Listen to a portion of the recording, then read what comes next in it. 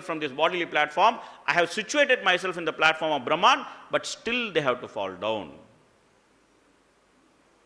Even while living within the material world, with their great understanding of Vedic literature, so-called great understanding of Vedic literature, they have to fall down because Maya actually makes them to serve the same material body they have rejected with great knowledge. Because they don't have any substantial engagement in devotional service after their so-called realization of Brahman. What they do, they come down to the platform of goodness and then they start doing social service. What does social service mean? Social service simply means serving the body, which they have rejected with great knowledge, saying that as non-existent. Ultimately, Maya pushes them to such a pitiable stage that they are come down to serve the same material body which they rejected. They open hospital, they open school, they open many social institutions, they open orphanage, and then they think that they have achieved Brahman. This is their most pitiable situation. So, that's why Prabhupada says here very clearly that unless one is situated in Krishna consciousness, unless one understands the truth. What is the truth? The truth is that there is nothing other than Krishna, but Krishna is not everything. Krishna as a person is separate from all these things. He has his individuality, but at the same time, being the supreme person, being all-powerful, he is able to manifest everything by his energies. And his different energies have the ability to interact with each other. Sometimes one energy can actually overcome the other energy. These are all the different pastimes of the Lord, by which the energies of the Lord act wonderfully. Parasya Shaktir Vividhaiva Shruyate. That they act very wonderfully. They act very wonderfully in such a way that the most intelligent scientists, they think that they are acting on their own independently. And then they make one dolly. You know what is dolly? You know what is dolly? Dolly is a sheep. Those who know a little bit of science, this dolly is a sheep. The sheep was made by cloning. So then they say, we have created sheep by cloning. I have created dolly by cloning. Now I will create human being by cloning. I will create human being by cloning. You can give specification. What kind of nose you want for your baby? I want the nose of this type. What kind of mouth you want for your baby? I want mouth of this type. What kind of hair you want for your baby? I want hair of this type. Do you want thick baby, thin baby? What do you want? Okay. So everything you can specify. We will make baby for you, custom made baby. This is future. What is future?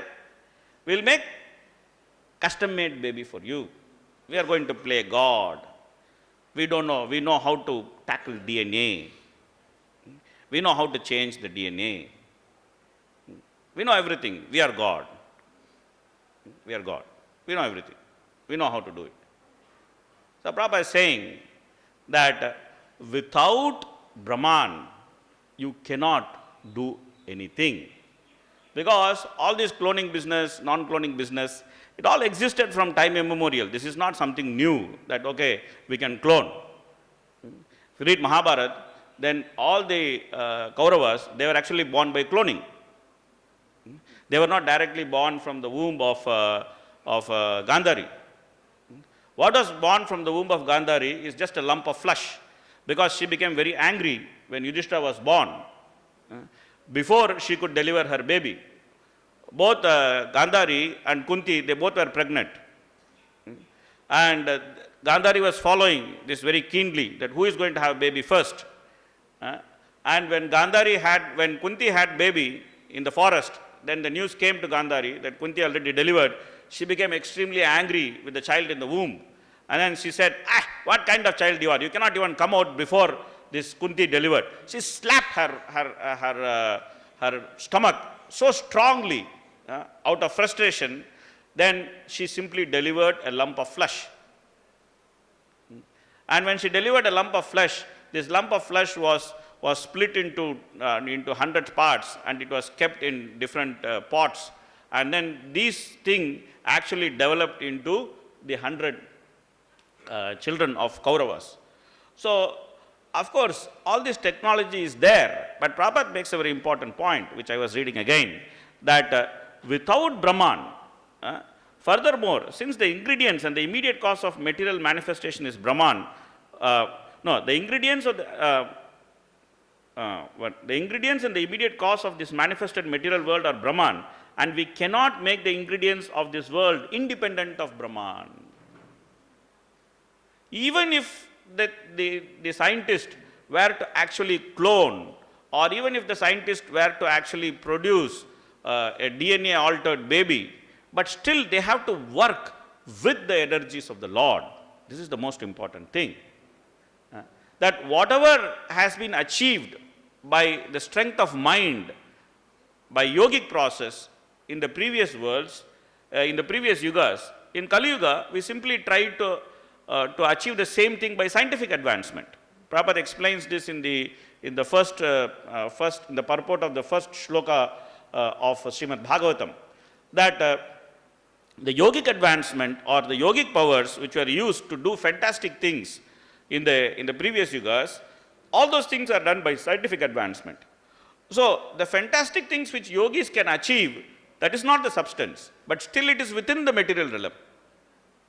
So what is the actual substance is the relationship with Krishna.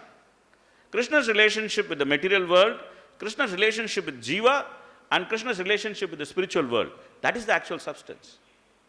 To understand that relationship and to be situated in that relationship, that is the actual substance. That's the actual substance. And in order to be situated, in order to understand that relationship, in order to be situated in relationship, Prabhupada says that only way is Krishna consciousness. And that way, when Mahaprabhu comes, becomes very easy, because we can do that by simply chanting the holy name. Hare Krishna, Krishna Krishna, Hare Hare, Hare Rama, Rama Rama, Hare Hare, without so much breaking our head into philosophy, or without trying to understand so many nuances of philosophy and that and this. If one can simply get attached to chanting the holy name, eating only prasadam, and following the 4 regulative principles, such a simple method, not get into so much of analysis, not get into so much of philosophy. I think just simply attached to eating prasadam, simply attached to chanting the holy name, simply attached to following the 4 regulative principles, then one can be very easily situated, very easily situated.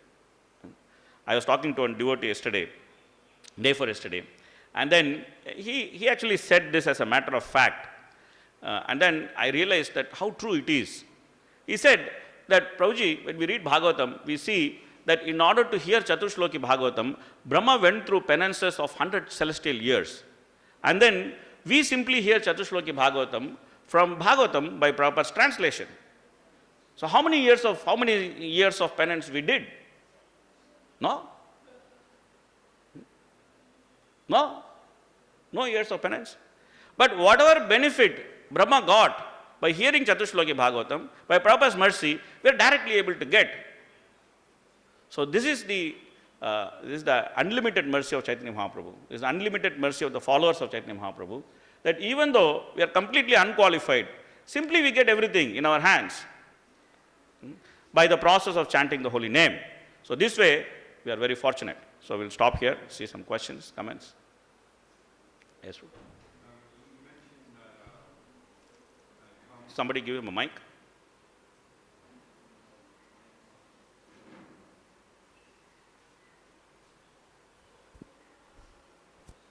Thank you. Very nice class. Thank you. You mentioned that Kamsa, he spoke very nice philosophy, and then when his sense gratification was threatened, then he forgot the philosophy because it was an inconvenience. So is that the same with the intelligent class now, the materialistic scientists, that they have the intelligence to understand that the soul is there, but then when that stops their plans, threatens their plans for sense gratification, then they abandon that knowledge? Actually, the demands of the previous yugas are much more advanced than the so-called intelligent class of Kali Yuga. Okay. They are a lot more advanced. If you compare the demands of previous yuga, they look very saintly compared to the people of Kali Yuga, because they have so much of knowledge. Okay. And and some of the demands are like, there's a demand called Jarasandha in Mahabharata. Okay. So he had about 1,000 princes whom he wanted to cut their head and give as offering to Lord Shiva. But when Krishna, Arjuna and Bhima, they went to his place dressed as a Brahmana, just because they were dressed as a Brahmana, he received them very nicely, because he knew that you have to respect Brahmanas and you have to respect Brahmanical culture.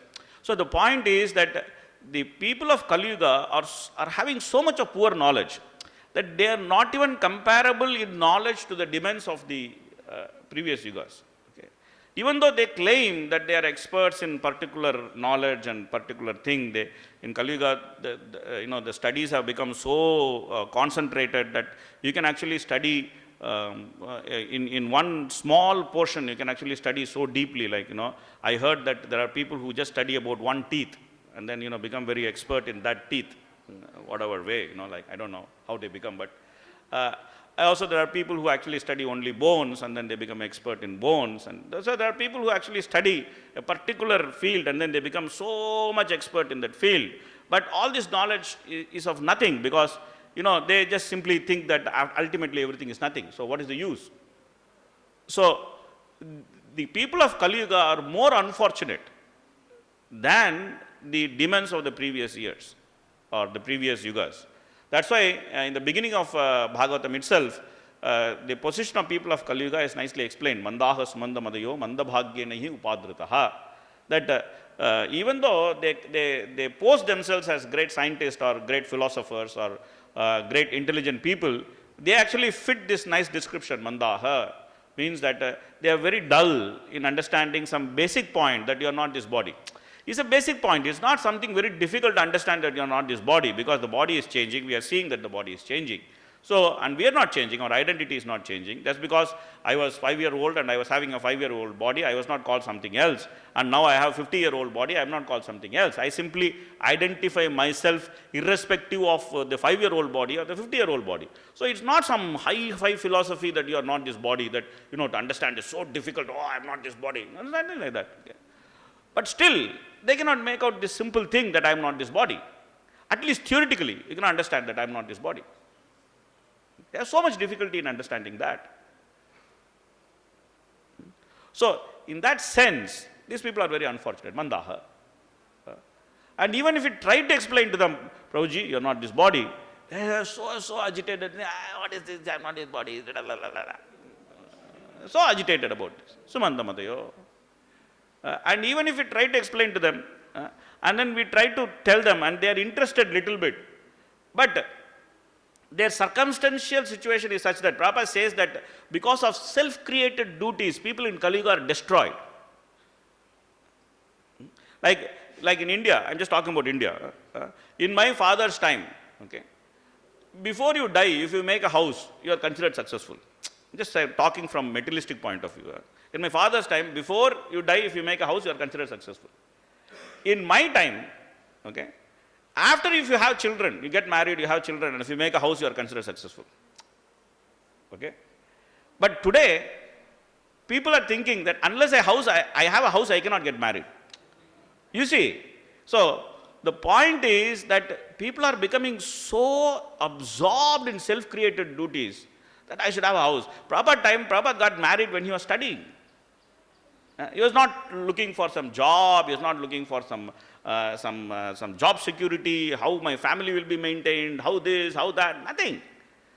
Today, women don't get married at 18. Forget men getting married at 18. Okay? Women don't get married at 18. I ask devotee parents, okay? I am not non-devotee parents, I ask devotee parents, your daughter is 18, why don't you get her married? They say, oh, what do you mean 18? My daughter should get married? Oh, so early, why? She's a child. Come on, you get her married, she will have a child.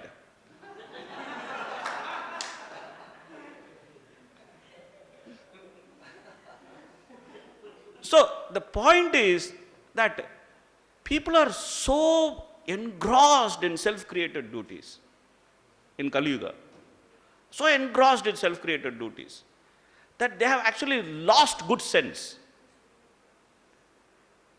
That's called mandabhagya. And upadrataha is normally everywhere there is disturbance in Kali Yuga. There is no dearth of disturbance in Kali Yuga. People are having so much disturbance in Kali Yuga.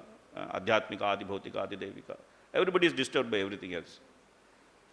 Devotees are disturbed by Vastu, they are disturbed by astrology, non-devotees are disturbed by the whole world. There is no dearth of disturbance. So Kali Yuga is very unfortunate. So that is why we should actually appreciate the mercy of Chaitanya Mahaprabhu. That actually in this time, with this age, with this kind of environment, we are able to chant the holy name, follow 4 regulative principles, have prasadam. This is something great. That's why we should appreciate ISKCON. Prabhupada's ISKCON is such a nice place that we can take sanctuary. We can be sheltered. We can be sheltered. We can simply chant the holy name. This is a rare opportunity. This is not so easy to get in Kali Yuga. Such a rare opportunity. So those of us who have this opportunity, first of all, we should understand the value of that opportunity. And next, we should actually make others understand the value of this opportunity and try to get as much as possible people get interested into this. Yeah. It's okay? Yeah.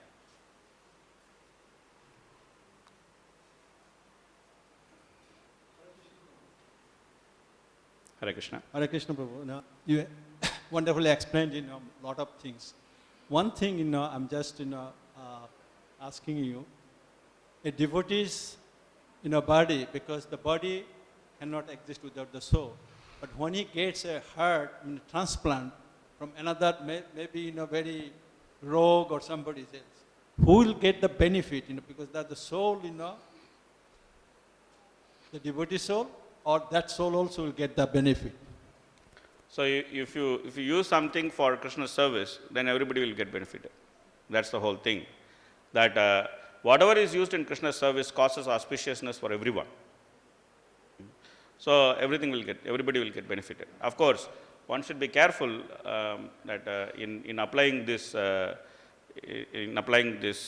principle, because it doesn't mean that okay, someone can do something wrong and then bring it in Krishna's service and then everybody will get benefited. So it should not be like that. Okay? So there are different examples in Shastras that doing something sinful, thinking that it will benefit others in Krishna consciousness, that's not correct.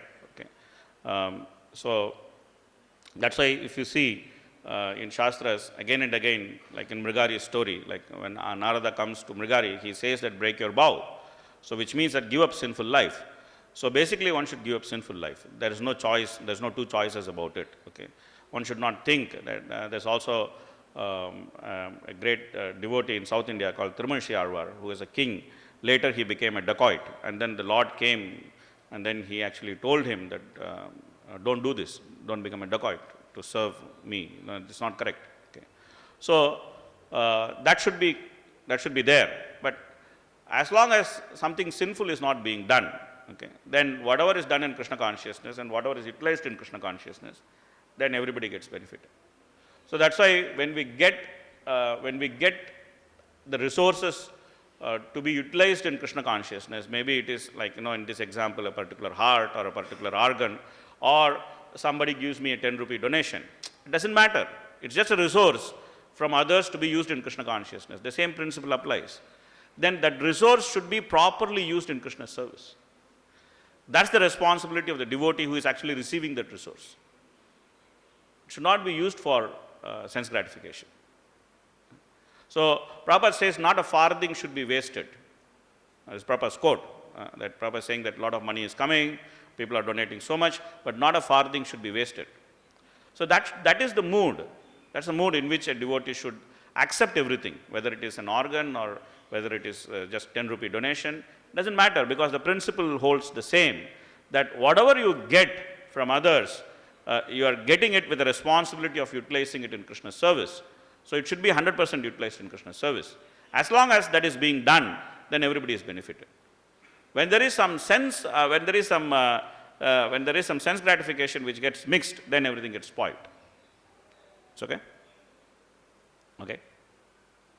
Okay, so at 9 o'clock, Srimad Bhagavatam ki, Srila Prabhupada ki, Gaur Premanande. Hare Krishna, Krishna Krishna, Hare Hare, Hare Ram, Ram Ram, Hare Hare.